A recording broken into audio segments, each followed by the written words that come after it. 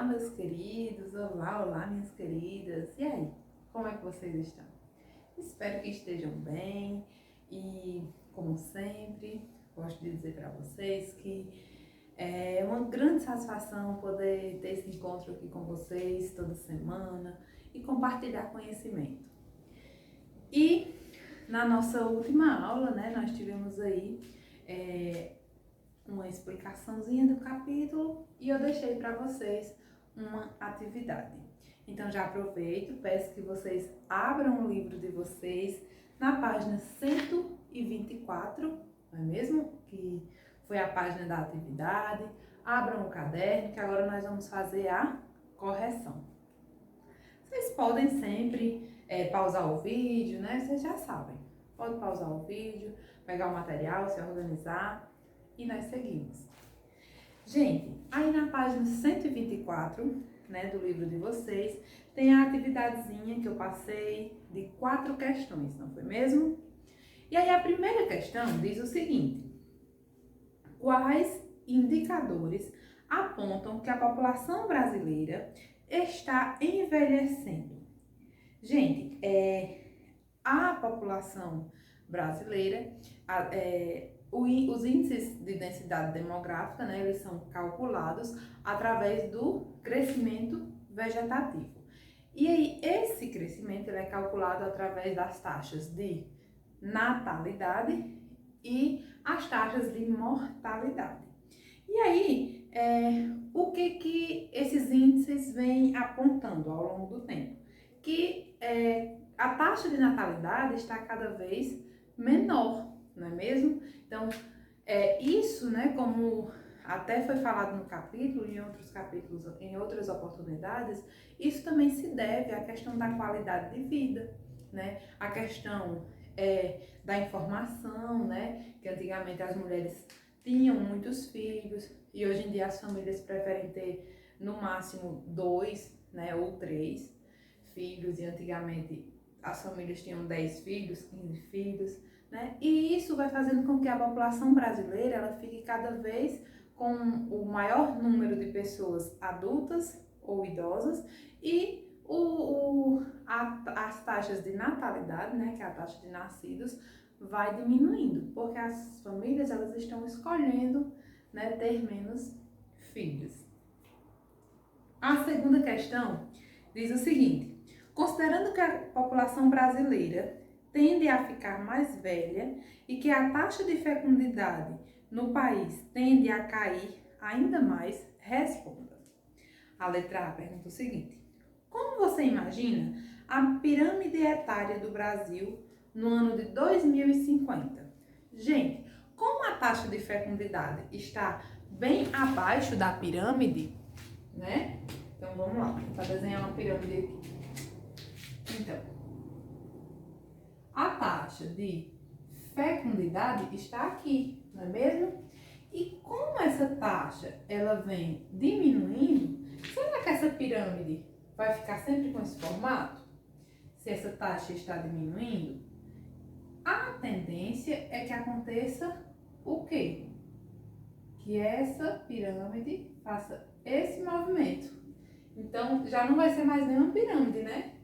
Com a professora desenhista dessa de vocês, vai ficar, eu vou tentar fazer assim, vai ficar cada vez mais estreita, né? Não sei como é que eu desenho isso, mas dá para vocês entenderem. Se a taxa de fecundidade está caindo, ela já não vai mais ficar nesse formato, ela vai ficar nesse formato aqui, né? Essa pirâmide. Também é uma resposta pessoal, é bom que vocês pensem um pouquinho para responder. A segunda questão, né, pede para que vocês desenhem no caderno uma pirâmide que represente essa realidade. Eu tentei aqui, né, gente? Vocês viram que eu tentei, mas eu sou péssima em desenhos. E ao passo que eu estou gravando essa aula, eu ainda estou recebendo as atividades, né? Então eu espero aí ter recebido uns desenhos bem bonitos, porque o da professora de vocês, ó, tá péssimo, mas dá para entender, não é mesmo? Vamos lá.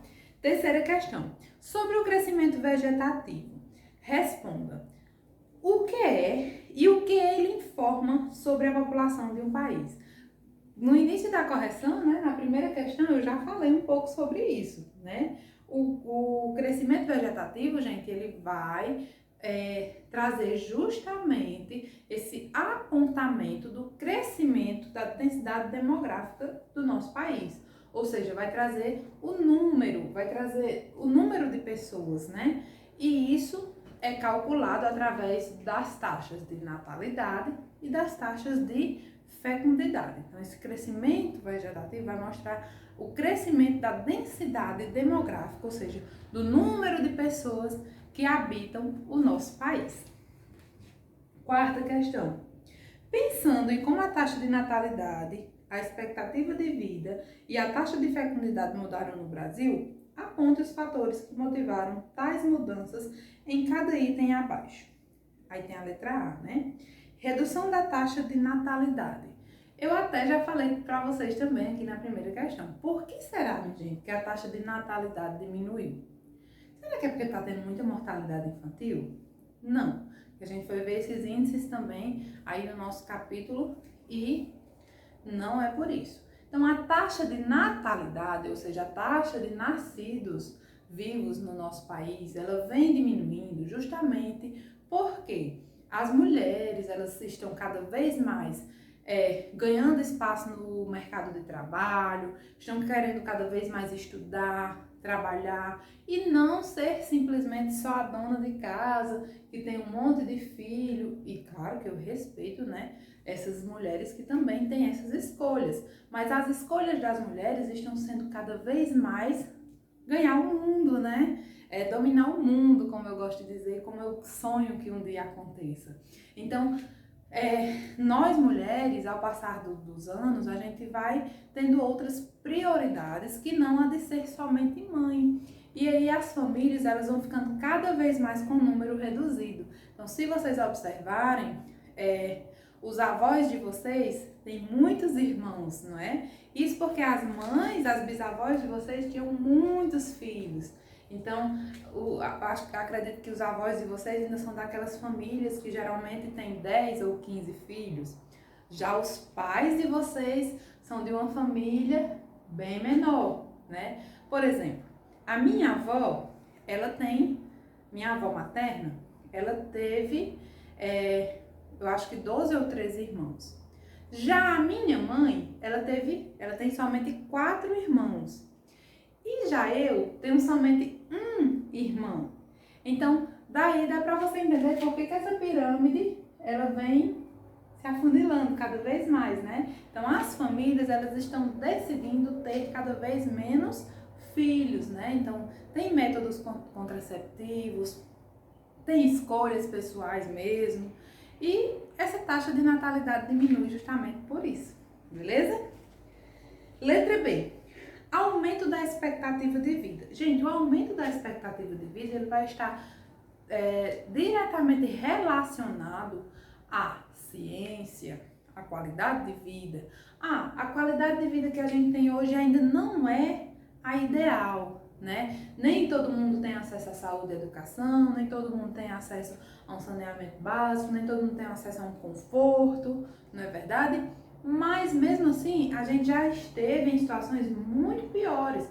As gerações anteriores às nossas, elas tinham muito mais problemas. Então, novas doenças foram descobertas, consequentemente novos remédios, vacinas. Então, isso faz com que a expectativa de vida cresça cada vez mais.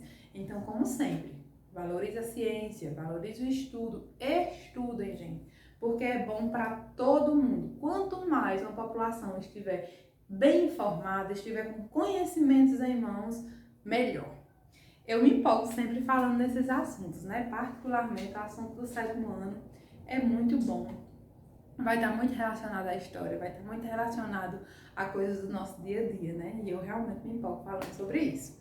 Mas, nossa correção se encerra por aqui, né? Foram essas 4 questões. Espero que tenham gostado, assim como eu gosto de falar sobre esse assunto. E vamos seguir, né, minha gente? Olha, hoje o videozinho ficou curto, né? Foi só a correção. E eu vou passar 2 questões para vocês. Eu vou colocar aí no grupo quais são as questões, mas já adianto para vocês que que são as questões 9 e 10 dessa mesma atividade aqui, tá aí na página 124 e 125. E eu quero que vocês façam hoje, porque eu sei que dá tempo.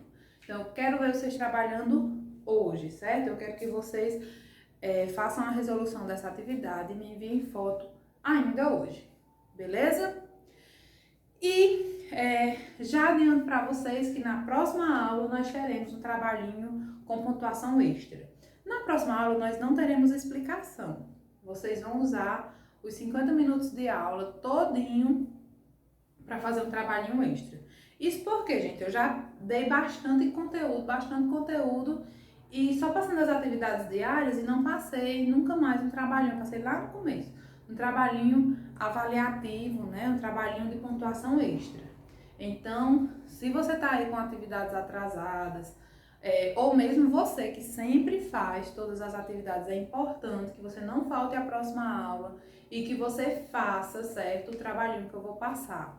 Não sei ainda se vai ser no Google Forms ou se vai ser para vocês fazerem e me enviar foto. Eu ainda estou elaborando. Mas de certeza na próxima aula será trabalho avaliativo. Isso porque, gente, eu já fui dando bastante conteúdo e não passei trabalho, né? Aí se eu deixar para passar só no finalzinho do bimestre, acumula muito. Então, na próxima aula, não quer prova? Não, gente, não se assustem com essa palavra prova, avaliação. Não, vocês são avaliados todos os dias, né? Como eu digo a vocês, toda atividade é analisada e sua pontuação é anotada. E isso vai ser essencial para a sua nota, é o mais importante. Eu vou passar esse trabalhinho extra só para mim, né, ter uma pontuação extra de vocês e que para dar a oportunidade também para vocês, né, se não estiverem tão bem, melhorar e quem está bem ficar melhor ainda, certo? Então, a atividade de hoje vai ser essas duas questões para entregar ainda hoje, vou já colocar aí no grupo e na próxima semana teremos trabalhinho avaliativo, beleza?